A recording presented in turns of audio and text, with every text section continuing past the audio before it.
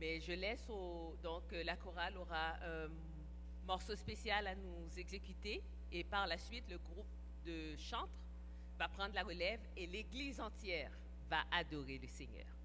Alors écoutons la chorale.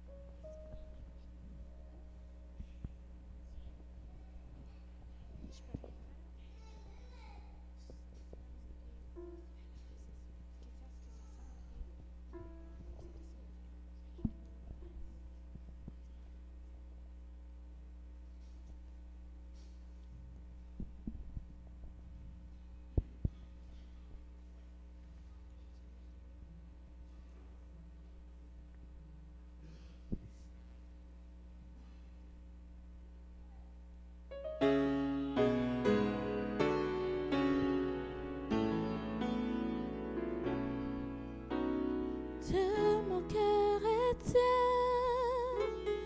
oui, t'appartient. Je te donne toute la gloire, car je t'aime. Je veux te louer, je t'adore. Je veux te dire encore, oh Dieu, que mon amour est grand pour toi. Et je t'aime, oh Dieu, que je t'aime, que je t'aime,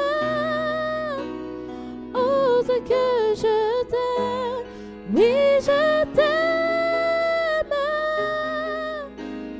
oh Dieu, que je t'aime. Dieu, je veux te dire combien je t'aime.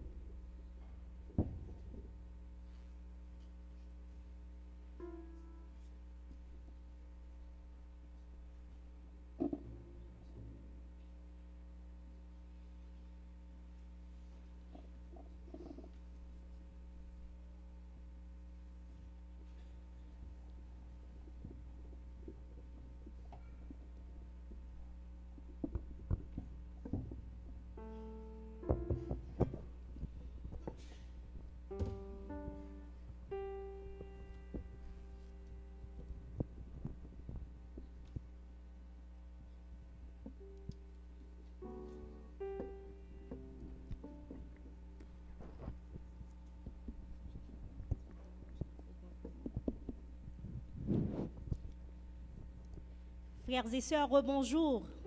Bonjour. Bonjour, frères et sœurs. Bonjour. Bonjour. Nous vous demandons de vous mettre debout et nous allons louer notre Seigneur avec notre âme, notre pensée, notre force. Nous allons le louer parce qu'il mérite d'être loué. Nous allons l'adorer parce qu'il mérite d'être adoré. Louons le Seigneur parce qu'il est saint. Nous allons chanter 2 chants, le numéro 63 et le numéro 272.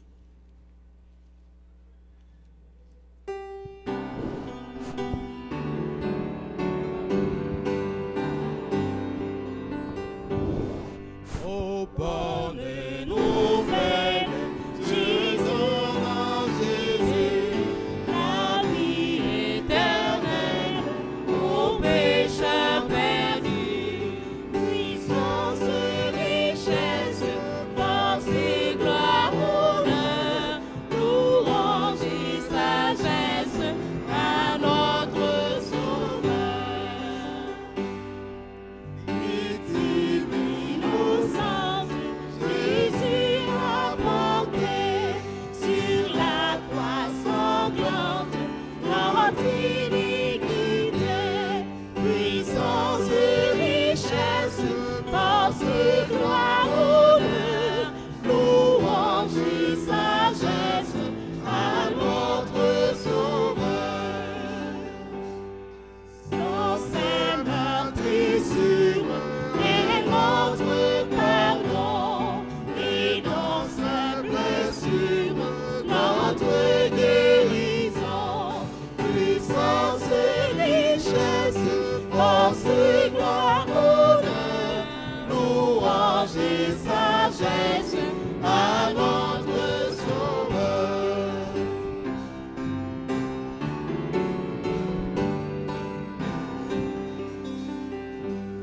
En Christ la victoire et la sainteté, la vie éternelle pour l'éternité. Puissance, richesse, force et gloire, honneur, louange et sagesse à notre Sauveur.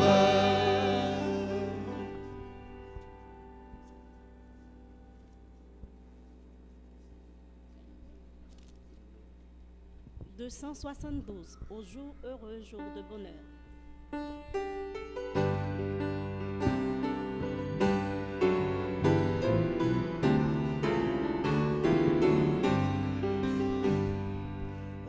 Jour heureux, jour de bonheur, lumière et paix, joie ineffable au Fils de Dieu, Saint adorable à Jésus, j'ai donné mon cœur. Quel beau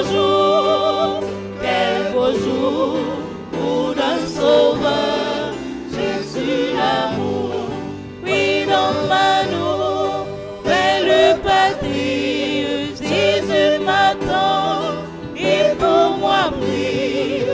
Quel beau jour, pour un sauveur, Jésus l'amour. Vous comprenez, mon heureux sort, c'est en Jésus que Dieu pardonne la vie éternelle, il la donne. Pourquoi donc te craindrais-je au monde? Quel beau jour, pour un sauveur, Jésus l'amour, oui dans ma nouvelle patrie, Jésus m'attend et pour moi prie. Quel beau jour, pour un sauveur, Jésus l'amour. Au ciel des chants, on retentit, Alléluia, disent les anges entonnant des saintes louanges à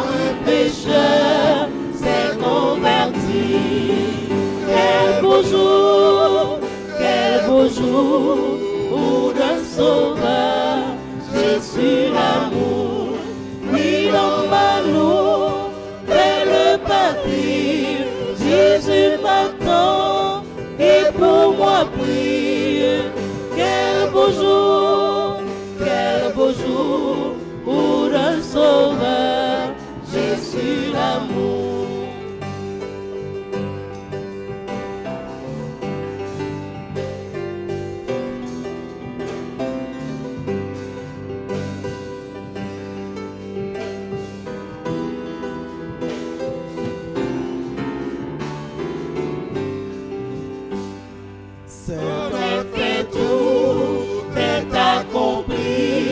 Le Fils de Dieu m'appelle frère, son sang coula sur le calvaire, il est à moi, je suis à lui. Quel beau jour pour un sauveur, Jésus l'amour, oui dans ma nouvelle patrie, Jésus m'attend, et pour moi prie. Quel beau jour pour un sauveur, Jésus l'amour. Amen. Rassoyez-vous s'il vous plaît. Et maintenant, nous faisons place aux orateurs du jour. Bonne écoute.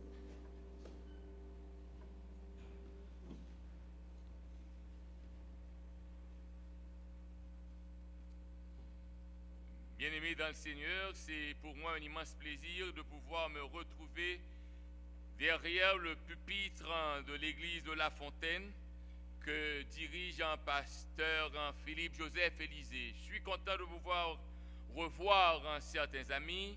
Quand nous aurons terminé le service, nous pourrons prendre le temps de nous saluer les uns les autres, mais pour économie du temps et la solennité de ce moment, nous allons étudier la parole de Dieu. Le texte que je voudrais considérer avec vous aujourd'hui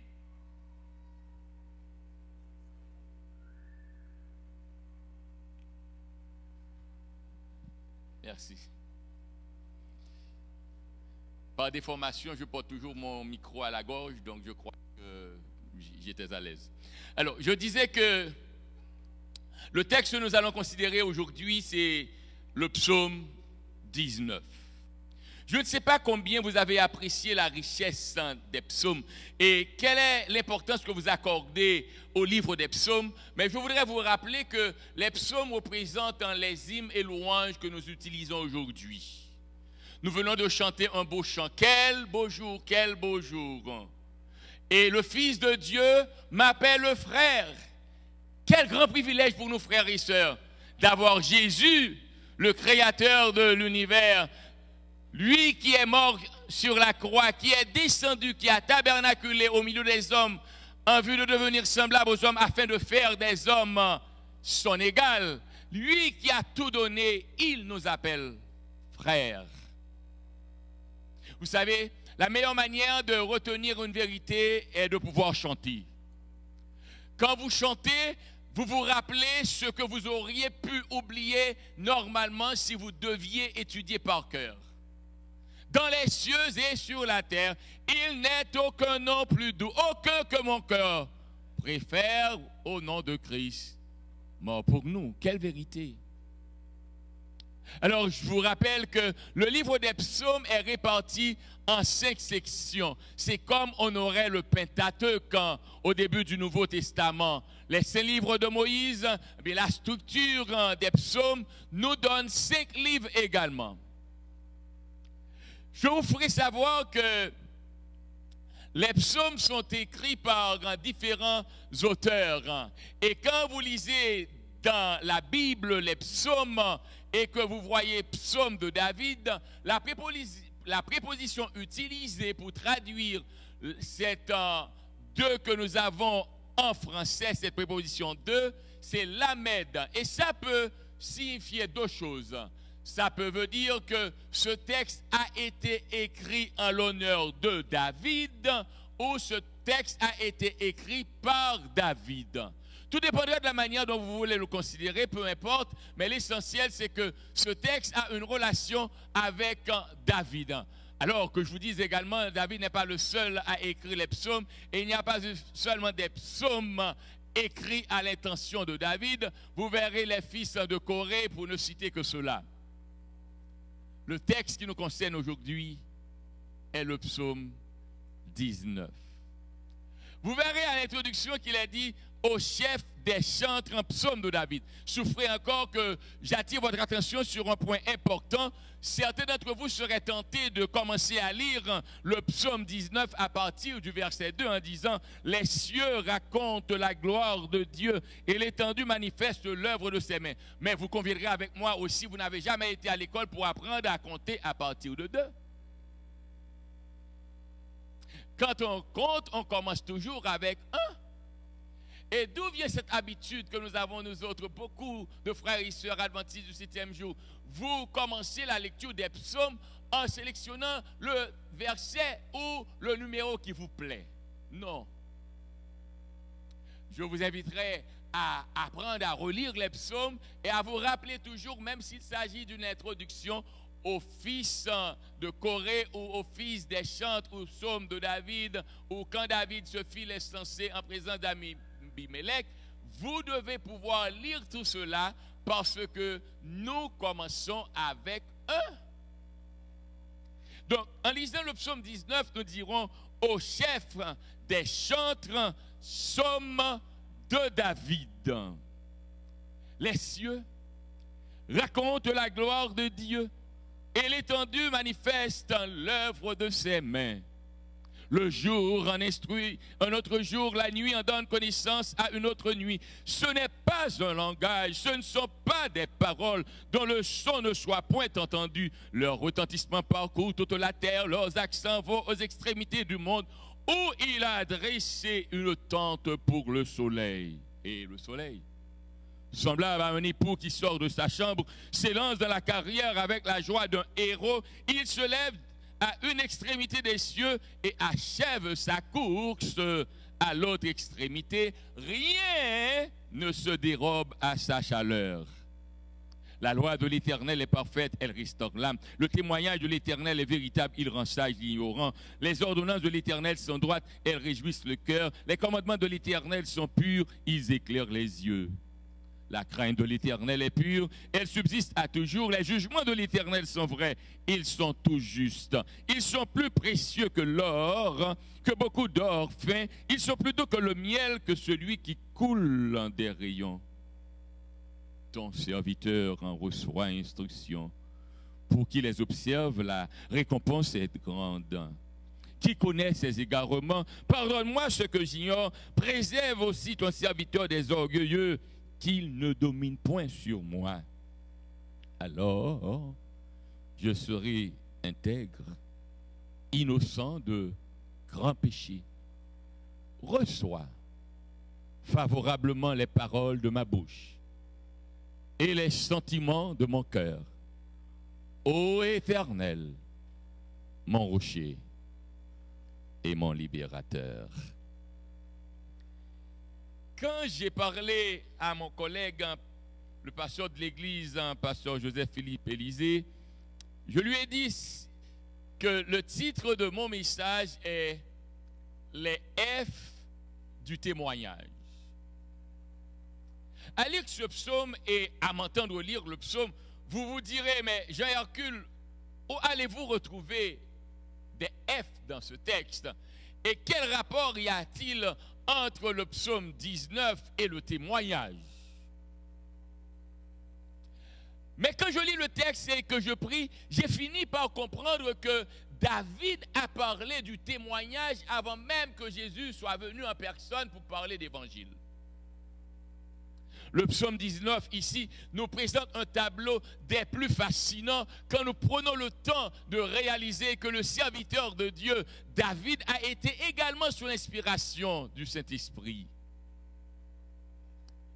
Permettez-moi de vous dire que nous sommes tentés de répartir ce texte ou ce psaume en 3 grandes sections.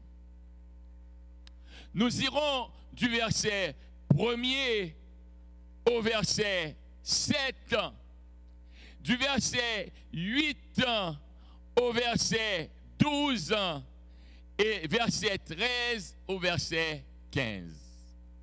Suivez avec moi. Nous disons que ce psaume peut être réparti en combien de sections? J'aurais aimé que nos jeunes nous parlent, qu'ils nous suivent, qu'ils soient avec nous. Je sais que vous maîtrisez le français, vous parlez le français. C'est le temps pour nous, nous sommes dans la présence de Dieu, nous sommes venus l'adorer. Pour tout ce qu'il a accompli en notre faveur au cours de la semaine, c'est le moment où de dire béni soit ton Saint-Nom. D'ailleurs, je rappelle toujours aux frères et sœurs qui sont venus adorer qu'il y a une déformation chez vous. Vous venez à l'église avec l'intention de recevoir quelque chose, mais le samedi, ce n'est pas le moment où vous venez à l'église pour recevoir du pasteur ou des dirigeants quelque chose, mais c'est le moment où vous venez apporter à Dieu ce qu'il a déjà fait pour vous au cours de la semaine. C'est un moment de célébration. Donc c'est pourquoi jamais il faudrait dire que je suis venu à l'église, il n'y a rien. Ici, je crois, au Canada, on dit que c'était plat. Plate. Plate ou plat? Alors, vous savez ce que vous devez dire. Juste pour faire comprendre que c'est ennuyant, c'est pas agréable, je n'ai rien trouvé.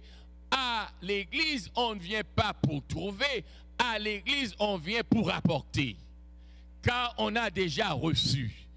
Donc j'aurais aimé faire appel à mes jeunes frères et sœurs dans la foi, à mes compagnons de voyage. J'aurais aimé vous dire que c'est le moment de la célébration. Unissons-nous avec force et laissons savoir à Satan que Dieu est toujours vainqueur, et même si pour les autres Dieu aurait échoué, mais avec nous il a gagné. Alors je vous rappelle que ce texte a 3 sections, 3 grandes divisions. La première partie, j'ai dit, va du verset 1er au verset 7. Le texte nous dit, les cieux racontent la gloire de Dieu. Et j'aurais aimé, dès l'introduction, attirer votre attention sur un verbe. Quel verbe le psalmiste a-t-il utilisé? Raconter. Bien-aimés frères et sœurs, souffrez que j'ouvre une parenthèse et que je vous déclare, évangélisation n'est autre chose que raconter. Vous n'avez pas besoin d'aller à la faculté de théologie pour apprendre l'homilétique, pour apprendre évangélisation publique, évangélisation personnelle, pour apprendre herméneutique ou exégèse. Vous n'avez besoin de rien si ce n'est que de votre vie.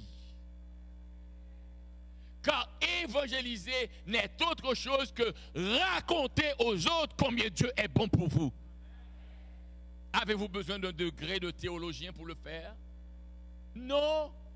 Ce que vous avez vécu avec Dieu ne se retrouve pas sur un banc de théologie. Votre vécu avec Dieu est personnel, c'est une intimité, c'est un fait. Vous connaissez Dieu parce qu'il a fait pour vous. Alors le texte nous dit que les cieux racontent. Qu'avez-vous raconté concernant Jésus? J'étais dans une classe, j'ai entendu des prières et on serait comme effrayé. C'est comme ça va être dur. Non, bien-aimés frères et sœurs, associez-vous à votre frère. Cela ne dépend pas de moi, de l'évangéliste. Cela ne dépend pas de l'équipe d'évangélisation. Ça dépend de nous dans une seule mesure, de la manière où nous racontons ce que Jésus a fait pour nous.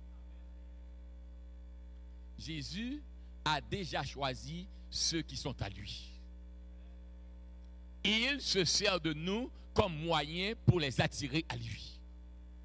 Et de tout temps, cela a été le plan de Dieu. Dieu n'avait jamais exclu aucune nation, mais il a choisi une nation pour se manifester en son sein. Et quand les autres nations auraient vu ce que Dieu fait en son sein ou au milieu de cette nation, ils seraient piqué de curiosité et manifesterait le désir de se joindre à cette nation en vue de bénéficier de la faveur de Dieu.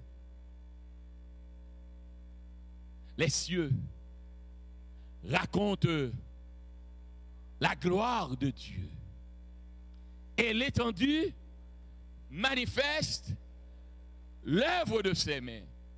Cela veut dire, quand je regarde les cieux, bien que ce que vous et moi nous voyons ne soit pas encore le ciel, ce n'est que la voûte d'azur que nous appelons le firmament. Et l'évidence est si grande quand vous êtes dans un avion. Maintenant sur terre, vous regardez et vous croyez que c'est la limite. Vous êtes dans l'avion à 31 000 pieds, c'est encore plus haut. Vous passez dans les nuages, quand vous êtes sur terre, vous regardez les nuages, vous avez l'impression que les nuages s'accolent au ciel. Mais maintenant que vous êtes dans l'avion, vous êtes au-dessus des nuages et encore le ciel est plus haut. Quel Dieu, vous n'avez pas compris. Vous n'entendez pas ce que je vous dis. C'est ce Dieu qui nous a créés. Et tout cela a été créé pour nous. C'est pourquoi ce matin, j'aurais aimé vous inviter à ne pas vous alarmer, à ne pas avoir peur du lendemain, à ne pas vous soucier. La seule chose qui doit vous effrayer, c'est d'oublier que Dieu vous a créé. Dieu a créé tout cela, non pas pour le plaisir de tout cela. Dieu a créé tout cela pour le plaisir de moi. Cela veut dire, Dieu ne m'a pas créé seulement pour qu'il me donne à manger, mais Dieu a pourvu également à l'esthétique pour que je m'en réjouisse. Donc quand David déclare, les cieux racontent la gloire de Dieu et l'étendue manifeste l'œuvre de ses mains, il souligne par là que personne ne peut le contester. Dieu est le créateur des cieux. Cette étendue révèle que c'est la main de Dieu qui l'a réalisée. Et il vient, il dit, le jour en instruit un autre jour et la nuit en donne connaissance à une autre nuit. Donc s'il parle de jour et de nuit, avec quoi vient-il? Avec les deux grands luminaires, le soleil pour présider au jour et la lune pour présider à la nuit, pas vrai? Le jour en instruit un autre jour et la nuit en donne connaissance à une autre nuit. Regardez bien l'image qui se dégage. Le psalmiste nous fait savoir que même ce qui paraît inanimé informe à l'inanimé qu'il y a un créateur qui les a créés. Mais comment se fait-il, nous chrétiens, nous qui sommes créés à l'image de Dieu, nous ne soyons pas capables de dire à ceux qui sont créés comme nous que nous sommes sur la terre par l'effet de sa grâce? Vous ne comprenez pas ce que je vous dis. Le jour en donne, en instruit un autre, et la nuit en donne. Qu'est-ce que le psalmiste fait savoir?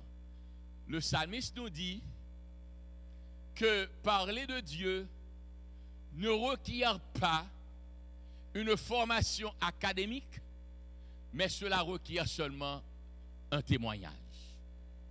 Le jour en instruit un autre jour, et la nuit en donne connaissance à une autre nuit. Cela veut dire un adventiste du 7e jour doit dire à quelqu'un créé à l'image de Dieu qui n'est pas encore adventiste qu'il est bon d'être adventiste du 7e jour.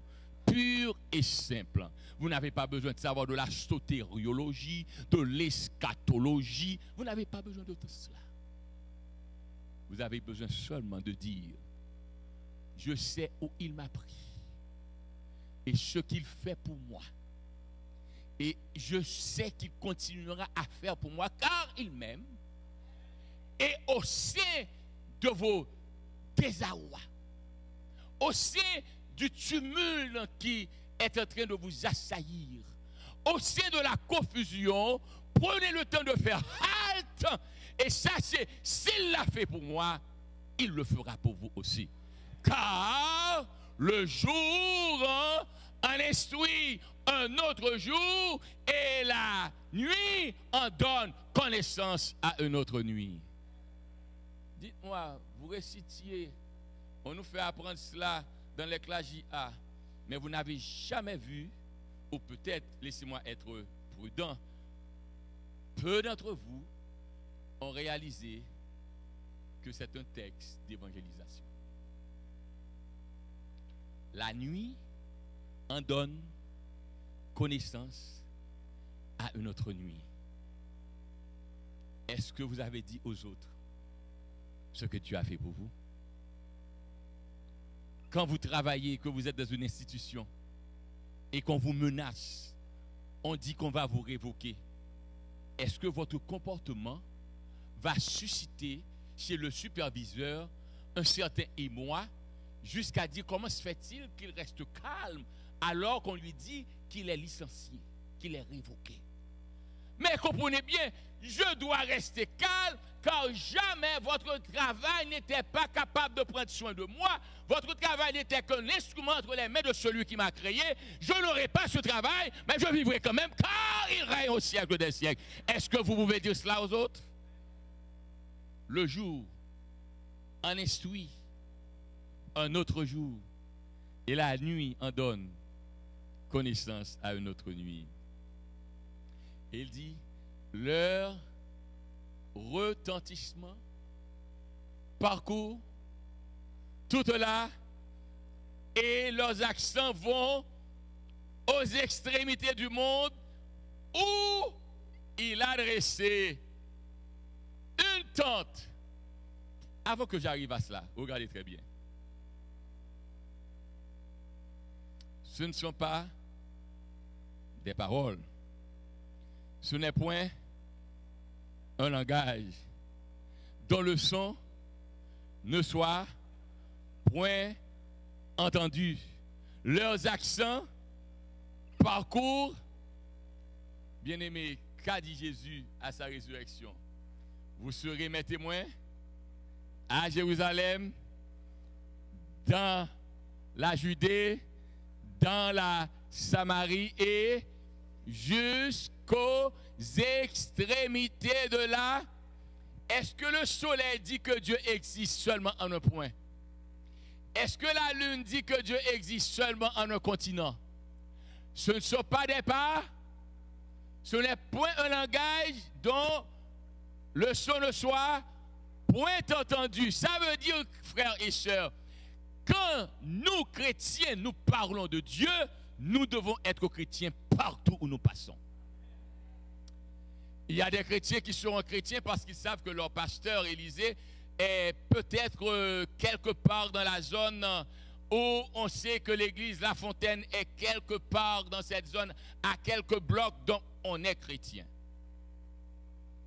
Mais sitôt qu'on prend l'avion, ou qu'on prend le bateau, ou qu'on prend la voiture, et qu'on arrive dans un autre État, on n'est plus au Canada, on a franchi la frontière, et qu'on est sur le sol américain, on est à peu près chrétien. Et quand on va dans les Antilles françaises, et qu'on est encore plus loin, on n'est plus chrétien. Vous savez pourquoi l'évangélisation est devenue difficile? Parce que vous ne vivez pas ce que vous croyez. Vous savez pourquoi nous avons peur de faire de l'évangélisation? Parce que nous croyons que l'évangélisation c'est 3 semaines. L'évangélisation n'est pas 3 semaines. L'évangélisation n'est pas 4 semaines. L'évangélisation n'est pas un évangéliste. L'évangélisation est nous. Ce que nous vivons à la maison, ce que nous vivons au travail, ce que nous vivons quand nous conduisons. Comment se fait-il que quelqu'un vous ait dépassé et que dans votre furie,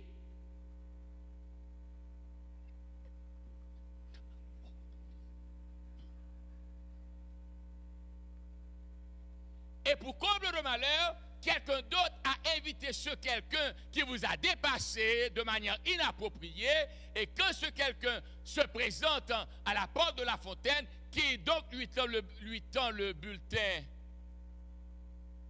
du jour,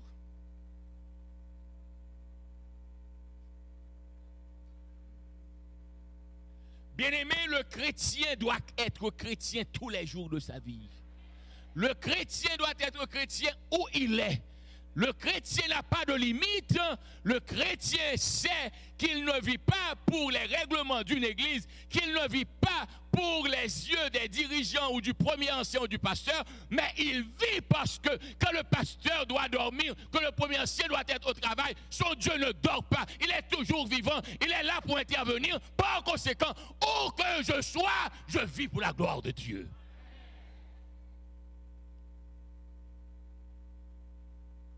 Savez-vous ce qui est triste dans tout ce que Dieu a créé? Nous les hommes, nous représentons la catégorie qui a donné le plus de problèmes à Dieu. Le jour n'a pas de problème pour dire qu'il fait jour. Dès qu'il est jour, il doit être jour. Et ce que j'aime dans cette affaire-là, jamais la nuit ne donnera de coup d'état au jour. Et jamais le jour ne dira à la nuit, vous savez, quand il fait jour, les gens sont plus contents, je brille moi-même, il y a de la splendeur, donc vous n'allez pas être nuit. Non, il y a un temps pour être jour, un temps pour être nuit. Le jour donne son témoignage, la nuit donne son témoignage. La nuit ne dira pas, parce qu'il fait noir, c'est la noirceur, je n'existerai pas, parce qu'il y a trop de clarté quand il fait jour. La nuit est nuit, jour est jour. Je reste jour et toi tu es nuit. Tu accomplis ton travail et moi j'accomplis mon travail. Le problème qu'il y a dans l'église de Dieu, tout le monde veut être pasteur.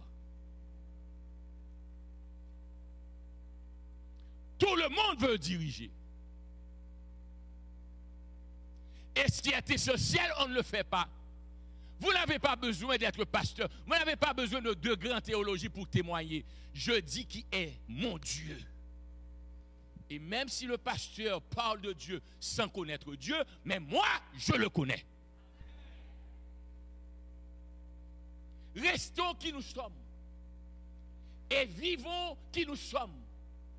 Pour que celui qui nous a appelés à être qui nous sommes soit glorifié à travers de qui nous sommes.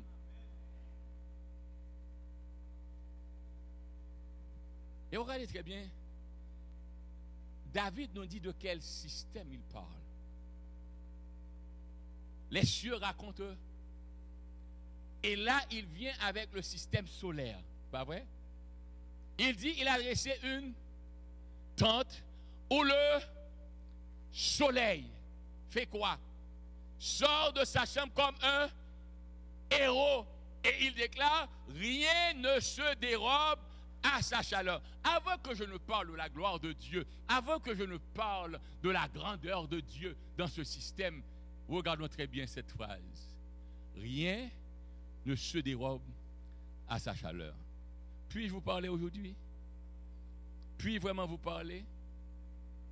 Vous savez qu'à l'église, nous sommes chrétiens, nous croyons dans la puissance de Dieu et nous nous sentons confortables avec ceux qui nous aiment. Ce groupe est mon ami. Ah, ce frère, quand il prie, il est vraiment chrétien parce que nous sommes amis. Mais ce frère est allé médire de moi. Et puisqu'il a parlé mal de moi, bonjour mon frère.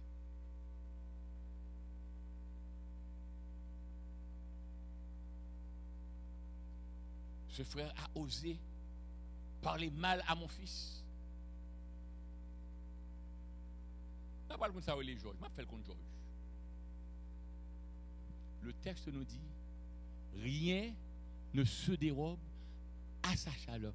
Voulez-vous que je vous explique cette phrase? La phrase nous dit, quand nous sommes chrétiens, nous ne sommes pas chrétiens pour ceux qui nous aiment, pour ceux qui nous font du bien, pour ceux qui veulent du bien de nous. Nous sommes chrétiens pour ceux qui nous persécutent et qui ne veulent pas de nous. Même au moment où la personne se tient en votre visage et vous dit « Je ne veux pas de vous », Mais vous devez lui faire du bien. Vous avez raison que ce soit un amen de cette dimension, parce que vous êtes honnête. Je prie le Seigneur pour qu'il m'aide à faire du bien à ceux qui veulent ma destruction. Je prie le Seigneur pour qu'il m'aide à respecter ceux qui osent attaquer ma personnalité. Je prie le Seigneur pour que j'apprenne à supporter même ceux à qui j'ai fait du bien et en retour ne me rend que le mal. Rien ne se dérobe. Hello? Rien ne se dérobe. Voulez-vous que je sois franc avec vous? L'Église adventiste du 7e jour doit cesser de croire que seuls ceux qui sont assis à l'église le sabbat seront sauvés.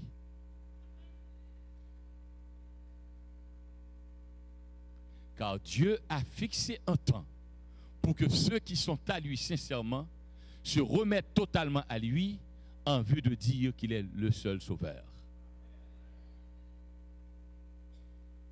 Ne faisons pas de la discrimination. Nous bénissons Dieu, nous savons que nous sommes dans la vérité. J'ai dit à mon épouse, sais-tu pourquoi je suis resté adventiste? C'est parce que je sais que dans l'église adventiste, le Jésus qui m'a sauvé, c'est là qu'il est.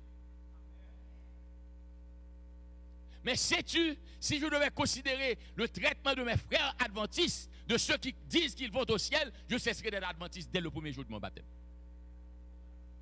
Mais Dieu est si bon, il m'a fait jouir de sa grâce que rien ne pourra me mettre à la porte de cette église. Et puisque je suis convaincu, c'est à moi de dire aux autres, sans faire de discrimination, que mon frère, où tu es, t'es appelé à observer la loi de Dieu. Non pas pour être sauvé, mais parce que tu es réconcilié avec Dieu. Et quand tu vis dans l'intimité de Dieu, tu ne peux pas vivre dans la rébellion contre Dieu. Ouh! Vous ne comprenez pas ce que je vous dis. Il n'est pas possible de vivre dans l'intimité de quelqu'un en étant rebelle à ce quelqu'un. Et les frères et sœurs qui sont là le savent bien. Parce que quand on fait madame n'a fâché, mon ami a fort grave. Comment faire parler mal avec moi et puis obtenir un pour venir moi-même? It doesn't work. Don't think I will be available for you. Don't even think. Parce que les sœurs vous diront, il faut que mon cœur soit content. Il faut que tu me traites avec respect. Il faut qu'il y ait une intimité entre toi et moi pour que je sois disposé à me donner à toi. Alors comment croire que je peux être chrétien, que je peux être fils et fille de Dieu et que je persiste à vivre dans la désobéissance à la loi de Dieu? Cela ne marche pas. Donc nous sommes convaincus et disons merci au Seigneur que nous, adventistes du 7e jour, nous sommes dans la vérité parce que Jésus est la vérité et que Jésus nous enseigne à considérer sa parole comme la vérité. Le soleil est le maître du système solaire. Vous savez que le soleil est une étoile parce que le soleil ne reçoit pas sa luminosité d'aucune autre source que de lui-même. Et vous savez que le système solaire a, à part du soleil, 9 autres planètes. Et que la Terre serait la 3e planète la plus proche du soleil. Vous verrez citer avec moi, vous l'avez appris quand vous étiez à l'école. Vous vous rappelez de quoi? Donc le premier, ou la première serait Mercure, ensuite Vénus, ensuite, ensuite Emmanuel est là, continue Jupiter, ensuite Saturne, ensuite Uranus, ensuite Neptune et ensuite Pluton. Vous savez que, bien-aimés, et ça je vais vous lire ce qui est rapporté dans la géographie universelle, il est rapporté que la Terre a une satellite. Quelle est la satellite de la Terre? Très bien. Ah, je dois faire attention à la fontaine. Pourquoi la Lune est la satellite de la Terre? Parce que la Terre reçoit sa source lumineuse du soleil et la réflexion de la lumière que reçoit la Terre du soleil est réfléchie sur la Lune. C'est pourquoi nous l'appelons une satellite. Mais regardez très bien, mes frères et sœurs, que Mars également a 2 satellites, Jupiter a 16 satellites, Saturne a 18 satellites, Uranus a 20 satellites, Neptune a 8 et Pluton a 1 également. 4 de ces satellites, 3 dans le système de Jupiter et 1 dans Saturne, sont aussi grandes que notre Lune. Vous pouvez comprendre ce que nous lisons là? Quand vous voyez une étoile, l'étoile que vous voyez petite est plus grande que le soleil que nous voyons dans sa dimension. Et savez-vous qui a créé tout cela? Dieu. Et savez-vous qui a créé, de quel but il a créé tout cela? Pour la satisfaction de vous et de moi. Est-ce qu'on songe l'autre en Haïti? Je ne peux pas oublier moi-même les maps sortis cabaret. Je vais aller la coupe Mardi Gras. Je vais marcher 11 heures de temps. Je vais traverser Casal. Je vais passer par Délice. Je vais râler mon petit mi. Et puis, une belle la lune qui a éclairé. Ou qui a rappelé l'autre petit. Ou chita dans la cour, maman, qui a une belle la lune qui a fait bagaille. Et puis, on a dit, cache-cache Lubin, serré Lubin. Est-ce que vous pouvez comprendre ce Dieu qui vous a créé des roses, des fleurs? Il y a différents types de roses et tout cela, c'est pour la satisfaction de vous. Est-ce que vous pouvez comprendre la beauté d'un ruissellement? L'eau coule, l'eau sort d'une source, le fleuve part d'une source. Mais Dieu qui a tout créé, je ne sais pas si vous vous rappelez Rivière Froide, quand vous allez à Rivière Froide et que vous vous approchez de la montagne, vous entendez le bruit de l'eau qui coule. Et quelle beauté y a-t-il quand vous avez chaud et que vous introduisez vos pieds dans cette eau, on vous dira, attention, vous venez de marcher, attendez d'être refroidi avant de plonger les pieds dans l'eau. Tout cela révèle que Dieu est Dieu. Mais le psalmiste nous dit plus loin qu'il n'y a pas seulement la nature, il n'y a pas seulement le système solaire, il n'y a pas seulement la faune et la flore, il n'y a pas seulement le règne minéral ou animal. Regardez un lion, regardez un ours. Le péché les a dégradés, c'est vrai. Mais heureusement, très bientôt, quand Jésus sera revenu, que le péché sera menacé d'être détruit totalement, et en fait, sera détruit. On nous dit que le lion et l'agneau mangeront ensemble. Quelle beauté sera-ce? Mais heureusement que Dieu est Dieu, il n'y aura pas seulement le lion et l'agneau à manger ensemble, mais il y aura Jean-Hercule Toussaint, il y aura Philippe Joseph Élisée, il y aura Emmanuel, il y aura Hakim, il y aura Roise, il y aura nous tous, chrétiens, nous tous qui servons Dieu, frères et sœurs, il y aura nous à être dans la présence de Dieu. Les gens ont besoin de savoir cela. Les gens ont besoin de savoir qu'il n'y a vraiment nul lieu où ce Dieu qui ne change pas peut dire au pape que le temps est venu de changer les 10 commandements.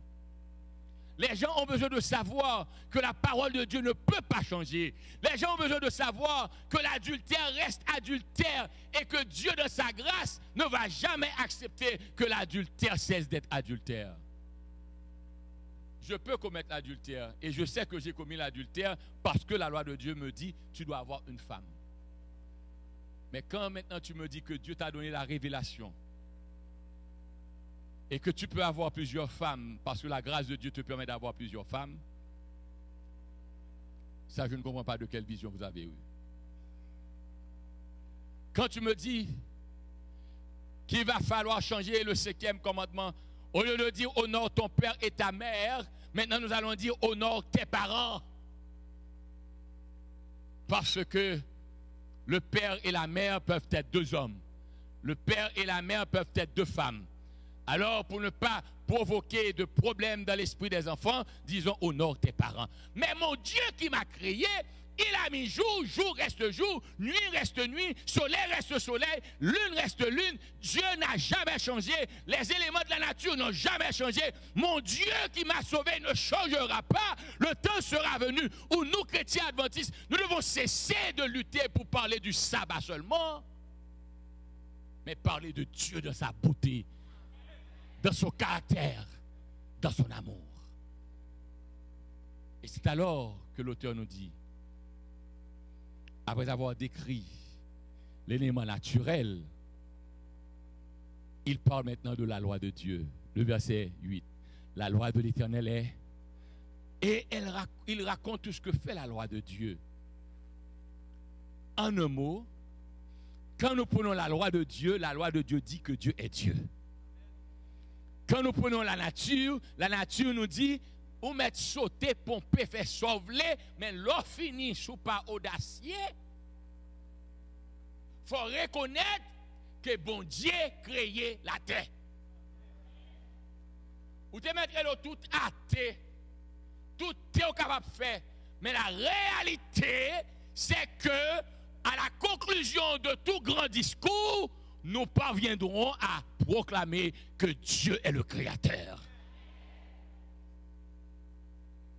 Et la loi nous dit qui est Dieu. La loi nous dit qui est Dieu. Mais savez-vous, la 3e partie, je vais vous relâcher. Regardez ce qui est arrivé ici. J'aime le texte. Regardez ce qui est arrivé. Le psalmiste nous dit, il contemple les cieux, et quand il contemple les cieux, il découvre que Dieu est le Créateur. Il dit, il contemple la loi, et quand il contemple la loi, il reçoit instruction de la loi. Hello? Vous n'êtes pas avec moi. Mais regardez, ce qui va nous caractériser, verset 13. Qui connaît ses égarements? Pardonne-moi ce que j'ignore. La nature nous dit qu'elle connaît son Créateur. La loi nous dit que je ne connais pas seulement le Créateur, mais je suis la définition du Créateur. Et finalement, nous humains, nous disons qui connaît ses égarements. Ça veut dire que vous êtes égarés, vous ne savez même pas si vous êtes égarés. Ça veut dire que vous êtes créés à l'image de Dieu, vous ne pouvez même pas réfléchir l'image de Dieu sur les autres. Ça veut dire que nous devons parler de Dieu, mais nous avons peur de dire qui il est. Mais il a déclaré, protège-moi contre les... Ah, frère, c'est la plus grosse malédiction que j'ai dans la vie. Orgueilleux a, lui seul sait, lui seul a toujours raison, personne ne connaît rien, tout ce qu'il dit, même s'il s'agit d'une bêtise, est chance. Alors, David dit, protège-moi, parce que ce sont des dangers sociaux.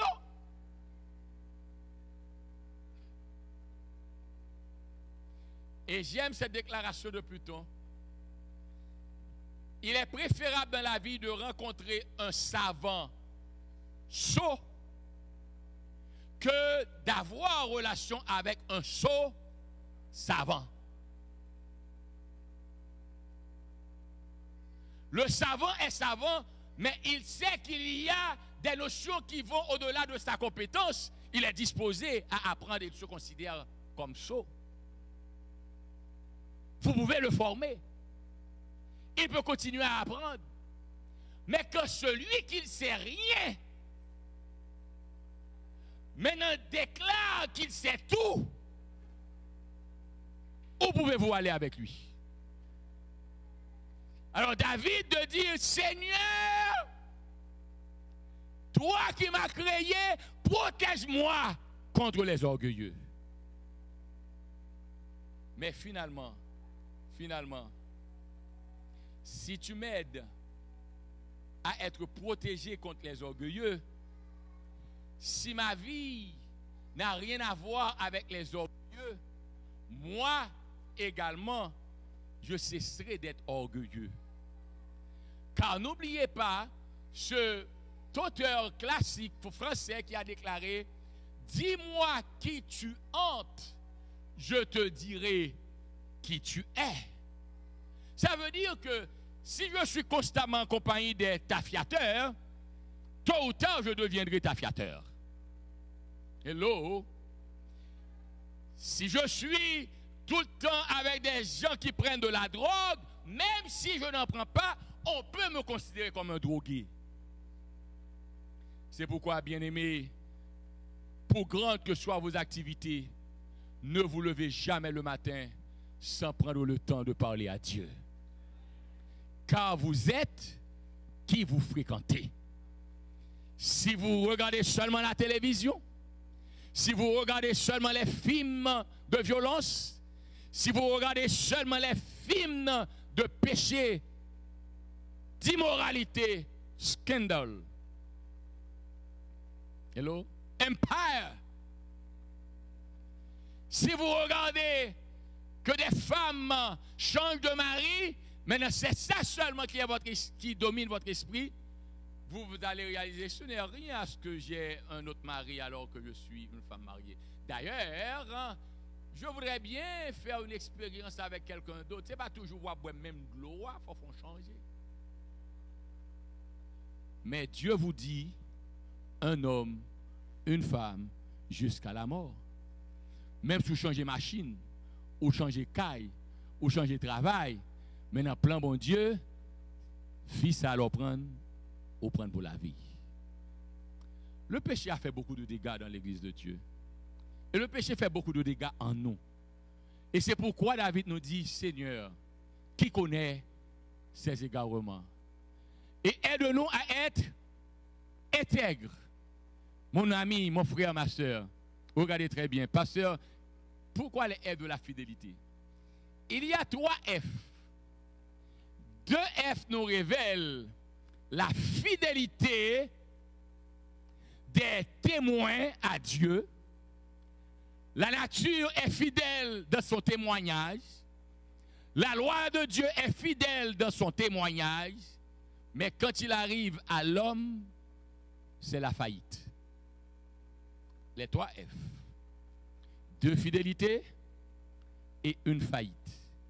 Mais aujourd'hui, nous voulons dire non, ça doit cesser.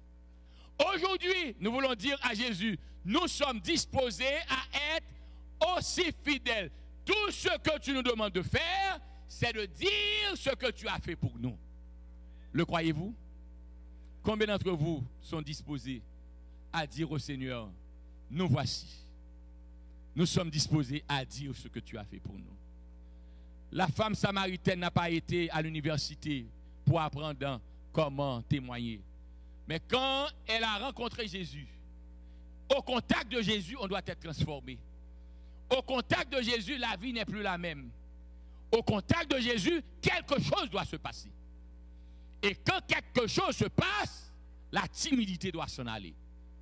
Après avoir rencontré Jésus, alors qu'elle devait aller puiser de l'eau à midi pour ne pas être en compagnie des gens de bien, mais la vagabonde qu'elle était, au contact de Jésus, est transformée totalement. Et maintenant, elle n'a pas peur de personne. Quand nous servons Dieu, nous n'avons peur de personne. Quand nous servons Dieu, nous n'avons pas à avoir la tête baissée devant personne. Mais quand nous servons Dieu, nous recevons de Dieu une force. Et nous allons dans la ville et nous disons, j'ai rencontré un homme qui m'a dit tout ce que j'ai fait. L'évangélisation n'est autre chose que dire aux autres que vous avez rencontré Jésus. Êtes-vous disposé à le faire?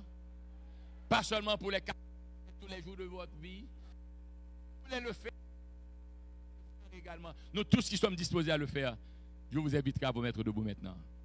Et ne vous mettez pas debout pour vous mettre debout, mais mettez-vous debout avec la garantie, la conviction, la détermination que nous devons cesser de faillir, car la nature révèle qui est son créateur, la loi nous dit quel est le caractère de Dieu, mais nous qui sommes créés à l'image de Dieu, nous avons peur de parler de Dieu.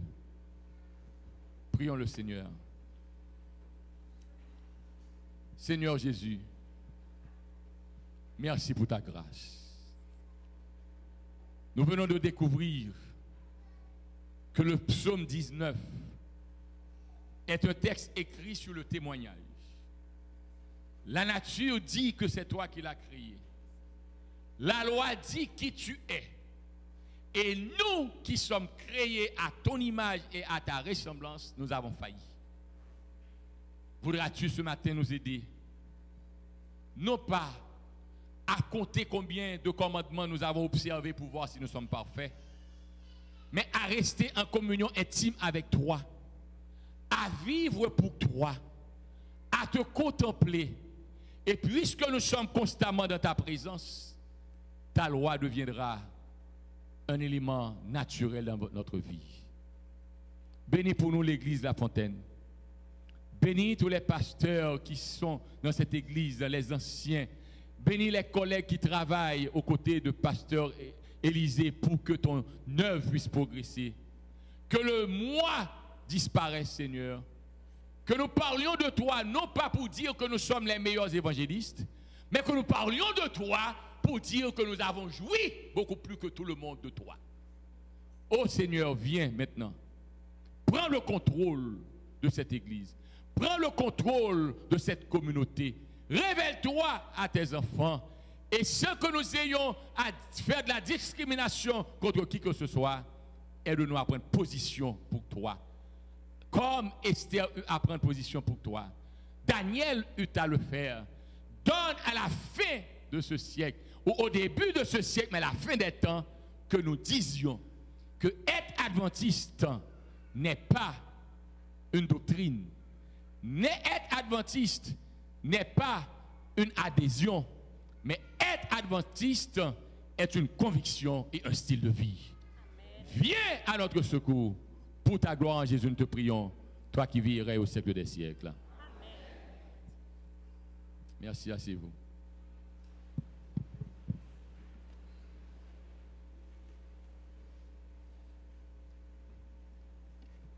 Nous remercions notre Dieu de nous avoir parlé à travers Pasteur Hercule. Et maintenant, donc, nous allons mettre fin au service. Et j'invite particulièrement les visiteurs au sous-sol de l'église. Il y a un plat succulent qui est préparé pour chacun d'entre vous. Il y en a pour tout le monde. Nous vous invitons à vous joindre à nous et à passer un moment. Et vous aurez l'occasion aussi d'échanger entre vous et de se découvrir autrement que simplement se saluer à l'église. Nous allons prendre ce temps ensemble. Donc, je vous invite à vous lever et avec le groupe de chantres, nous allons conclure le service. Et par la suite, je vous invite au sous-sol à venir manger avec nous.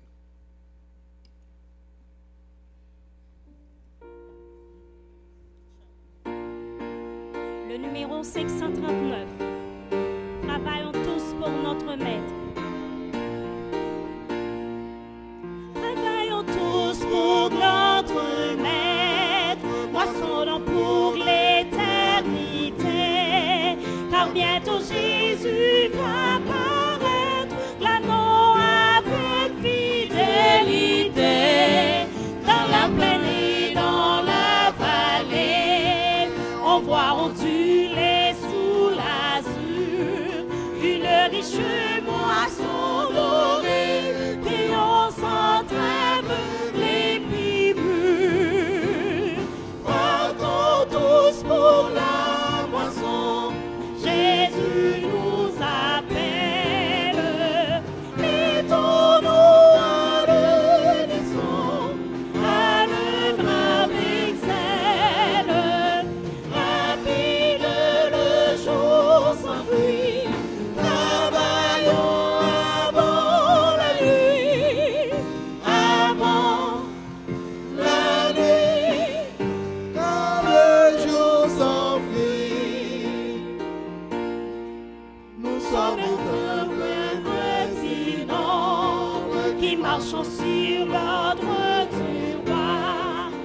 foi, le chemin est bien sombre, mais nous avançons avec foi.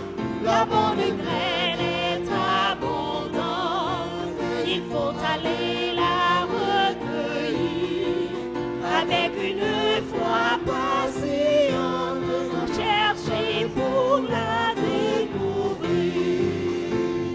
Partons tous pour la moisson, Jésus nous appelle. Mettons-nous à l'unisson, à l'œuvre avec zèle. Rapide, le jour s'enfuit, travaillons avant la nuit, avant la nuit, le jour s'enfuit. Le temps est couru. S'envole, ne perdons rien, mais travaillons. Jésus nous dit dans sa parole que c'est pour lui que nous veillons. Il nous prépare une couronne qui jamais ne se flétrira. C'est pour l'éternité qu'il donne le ciel à Christ nous servira. Partons tous pour la moisson, Jésus nous appelle. Mettons-nous à l'unisson, à l'œuvre avec zèle. Rapide, le jour s'enfuit, travaillons avant la nuit, avant la nuit, quand le jour s'enfuit.